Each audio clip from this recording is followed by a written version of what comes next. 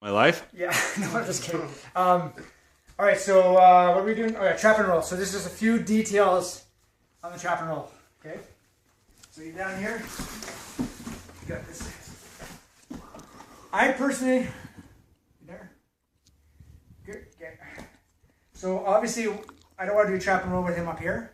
So I'm going to use two tactics. There probably is more, but these are the two tactics I use. I'm either going to bridge to get his hands on the ground. Boom. Get his hands on the ground. Or I'm just going to do a knee kick. Just this. Boom. And get his hands on the ground. Those are my two options. I kind of prefer the knee kick. It takes a little bit less energy because I'm lazy. And it leaves my other leg flat on the ground so he can't get underneath. If I bridge, he can hook his legs underneath me. And now I'm kind of like, I have to deal with this shit first before I start escaping. Well, for the trap and roll, you can probably still escape with him hooked around. But it makes other escapes kind of harder. But anyway, so if you kick him, I get him down. Now we're going to go on this side because the camera's there.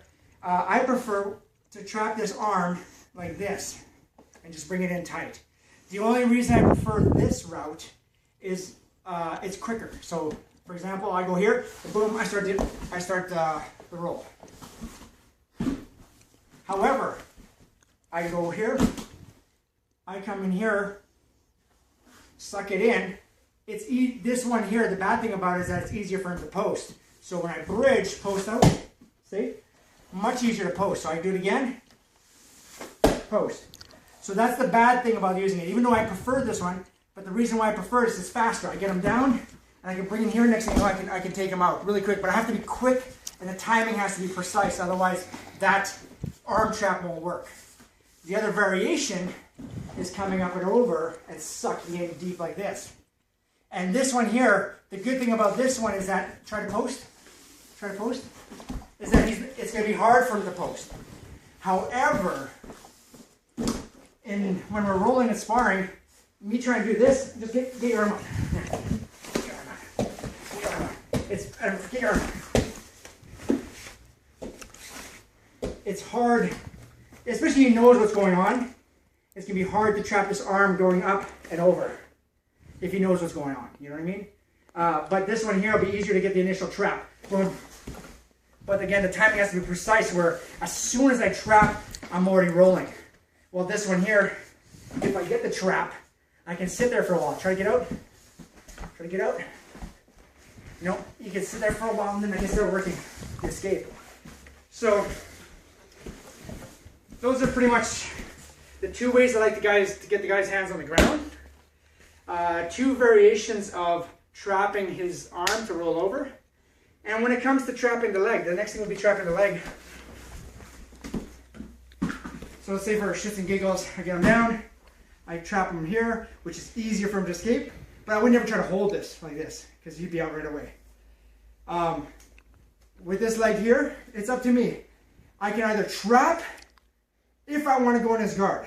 So if I want to roll the position, bridge and roll, and go in his guard, then that's a great escape, right? However, if this guy has an awesome guard game, and I hate being in people's guards, this might not be a place for me at all.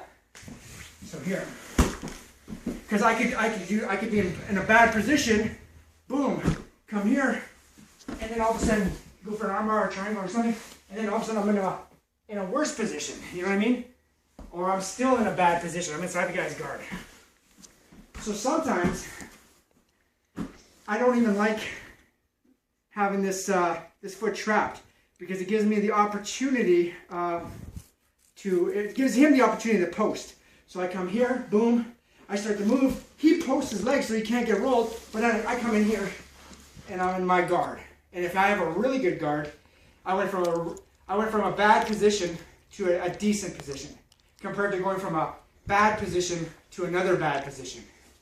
Another thing I can do, also, if the guy is not good at posting with his leg or is just too slow, then the other option is that I take side mount. So I go here, I bridge, and I take side mount. And the only reason I can take side mount is because of what I do with this other arm, and I'll show you that now. This other arm here, so I trap this other side, however, underhook, overhook doesn't matter. I trap this leg, don't trap this leg, who cares? But let's pretend I don't trap this leg on this side here. I can go here and chop. So we're looking at this arm here now. We're going to go here and chop. So the one way of doing it is to get him off balance is to chop. And go here, but there's a really good chance I'm still going to be in his guard, regardless if I, do anything with his leg or not.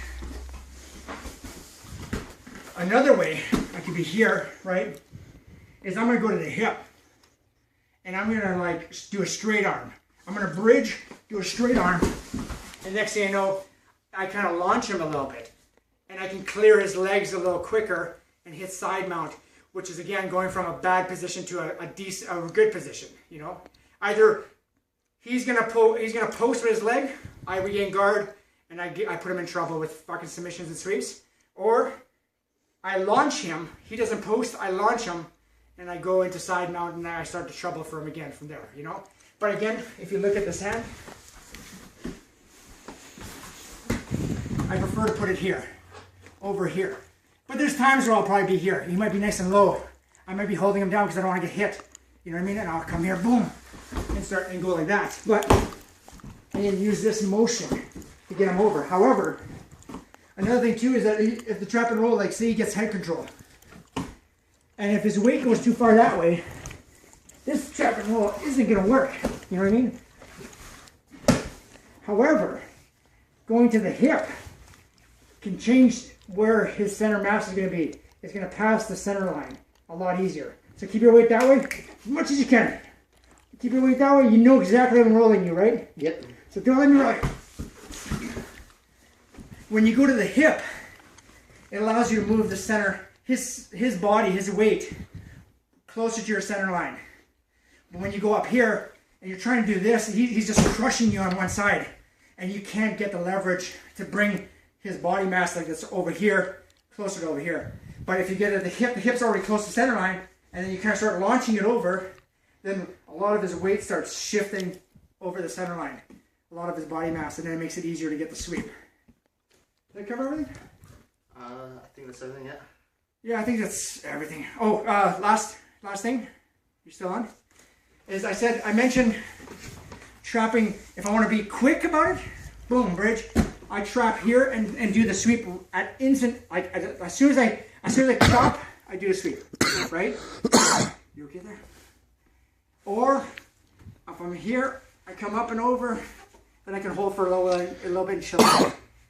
But that's gonna be hard to get if he's smart and fast. That's gonna be hard to get. Or the other one is let him get the position. Now he trapped himself, and then I go like that. You know what I mean? So I can let him trap himself with head control. I think that covers everything. Perfect.